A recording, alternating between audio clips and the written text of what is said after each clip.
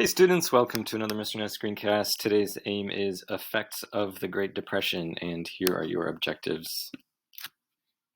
Please pause the video, look these questions over, and get ready to copy some vocab terms and take some notes. In the last lesson, you learned about the stock market crash of 1929, which was the immediate cause of the Great Depression.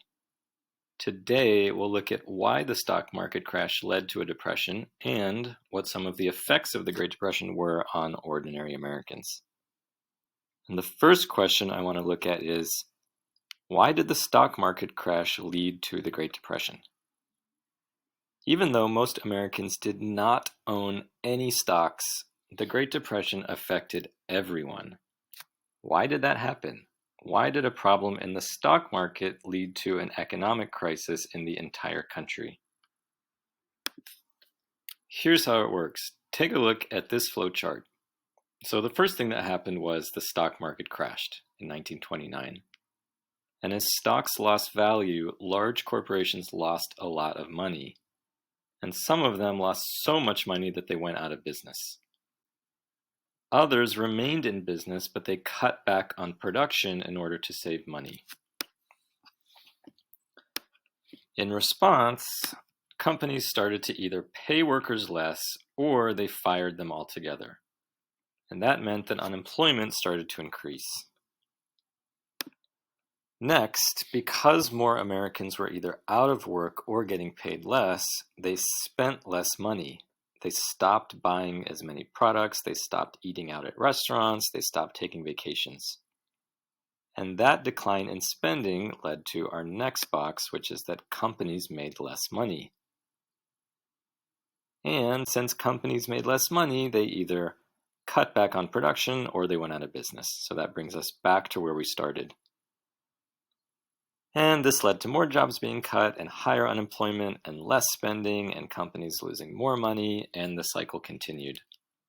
I call this cycle the downward spiral of economic depression. All it takes is one event like the stock market crash to start the cycle off.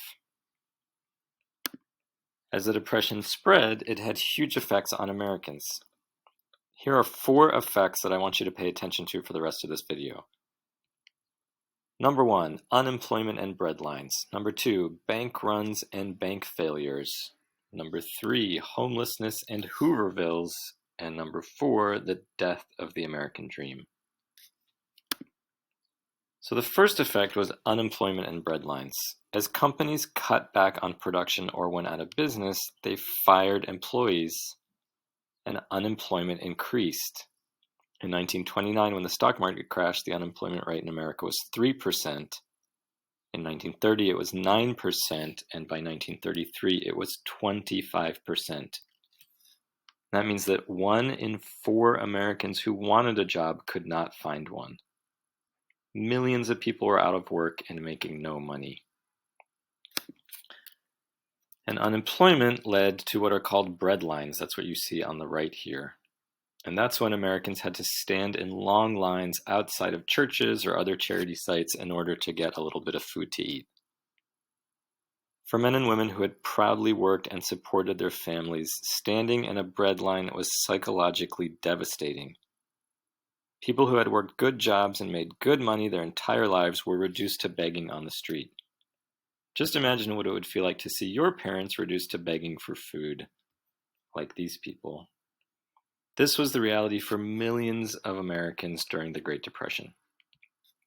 All right, now we're going to go on to the second effect, and I want you to get ready to copy some terms. So the second effect is bank runs and bank failures. A bank run is when a lot of people panic and try to take their money out of a bank all at the same time. A bank run looks like a long line outside of a bank, just like you see in this picture here. And bank runs lead to bank failures, which is when a bank goes out of business because it doesn't have enough money to pay its depositors. Depositors are the people who keep their money in a bank. So to understand bank failures, you need to know how banks work. Banks are not just places that hold people's money and keep it safe. Banks are businesses.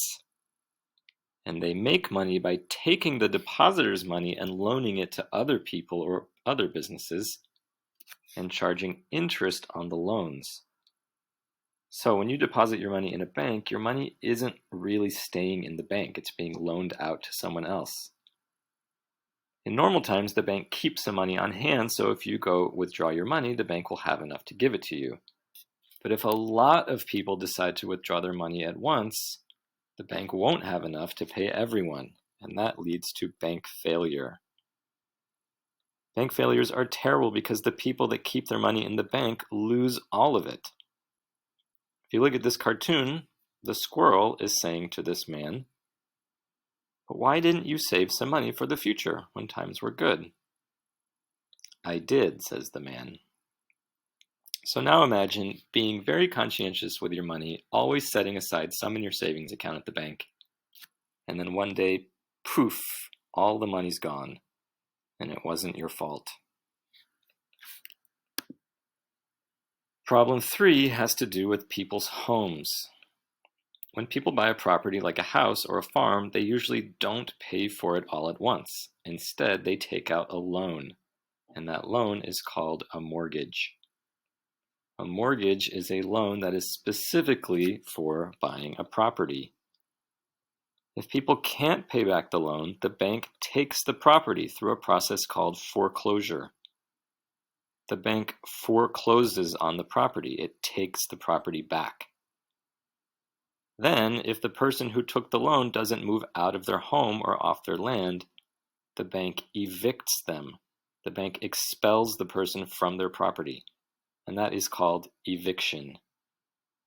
During the Great Depression, millions of Americans were unable to pay their mortgages, so the banks foreclosed on their properties and evicted them.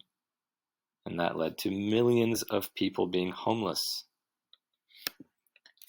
As a result, homeless camps called Hoovervilles appeared all over America. A Hooverville is a shanty town or a collection of shacks that homeless people build to sleep in. The shacks were usually made out of cardboard, metal, or whatever else people could find in the garbage. Hoovervilles were named for the president at the time, Herbert Hoover. You'll learn more about Hoover later, but for now, just know that Hoover didn't do much to help poor Americans, and people hated him for it.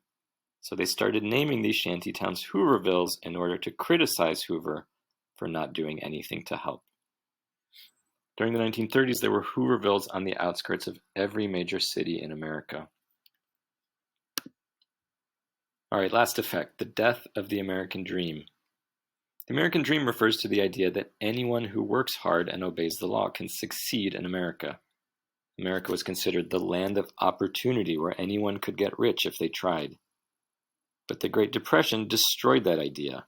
People who had worked hard, saved money, followed the rules, even served their country in World War I, they all became poor through no fault of their own.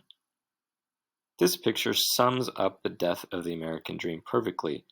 It shows a large billboard celebrating America as having the world's highest standard of living. But in front of it is a breadline of unemployed Americans. This is one of the most famous pictures from the Great Depression because it captures the feeling that many Americans had that their country had lied to them. Even more than the financial hardships people experienced during the Great Depression, the loss of hope was maybe the hardest thing that Americans dealt with. Take a moment to review the 4 effects of the Great Depression. Be sure you understand why each problem occurred and how it affected average Americans. And now it's time to review the objectives. If you don't know the answer to any of them, just rewind the video and look again. I will see you in class. Bye, students.